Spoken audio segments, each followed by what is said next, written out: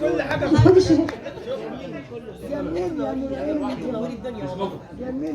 شهاده حق بس. يعني الحقيقه يعني الاستاذه الفاضله يعني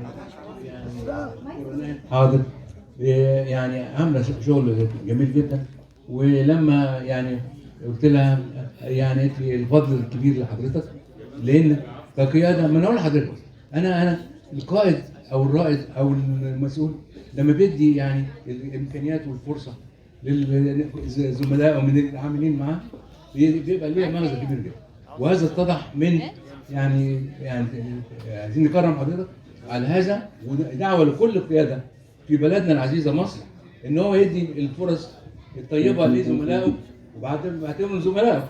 والدكتور ناهد طبعا زميله عزيزه وبتحضر بطريقه يا استاذي يعني رائعه. لما تيجي تعمل مش بس اول لقاء بالظبط، عايزين اتفقنا نقترح ان النادي تبقى موجوده في بقيه المحافظات وننزل ونروح. الحقيقه من اهم نجاحات مركز الهناجر هو ملتقى الهناجر.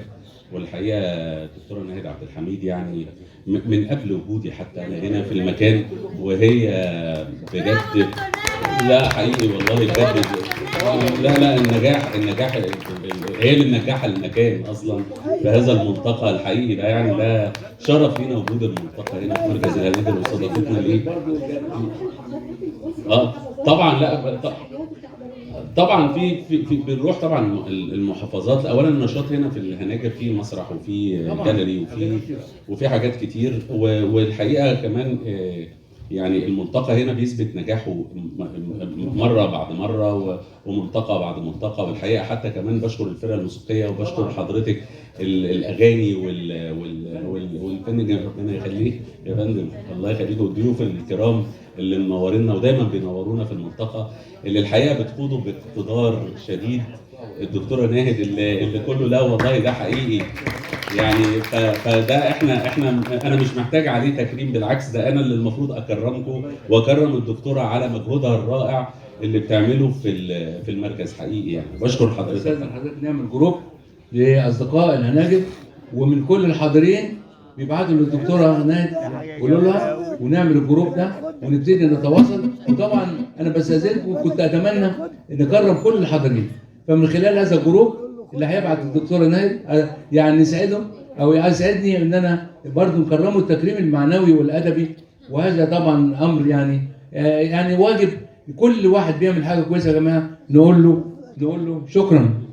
اتفضل نقول له شكرا. فالشكر اللي بيعمل شيء جيد من الطفوله والشباب والكبار بيبقى عنده الايه الناحيه المعنويه الطيبه. فده مجرد كلمه شكر لاخونا الحبيب والرائد الرائع شادي سرور، وهو فنان وراجل جميل. وفي وزاره الثقافه تحيه لوزاره الثقافه ايضا للجميع. شكرا لحضرتك. دكتور مسعد، يعني تعقبا لكلامك والكلام الحديث الممتع بتاع حضرتك حقيقي، يعني ارجو من المسؤولين معانا فتح مجال اكبر لشبابنا في مجال المصانع ونفتح الاماكن المحتاجين ناخد ايدين اولادنا اكتر ينتموا لبلدنا اكتر. لان كله والسوشيال ميديا بتحرم انت عارف حضرتك على ان احنا شباب كتير يتركوا هذا البلد، لان كتير منهم مش عارفين تاريخنا، مش عارفين التاريخ بتاعنا اللي بيهمش. محتاجين السوشيال ميديا بتاعتنا تكون يعني حربا لهذه الحرب الالكترونيه اللي داخله علينا. محتاجين بس فتح المجال لكل الشباب اللي محتاجين يشتغلوا، مش اكتر من كده. حاضر. برضه انا الدكتوره ناهد اشكرك طبعا المره ال100 وال1000. فكل المرجوم ان احنا يعني نشكرك على يعني زي ما قال ألف مبروك.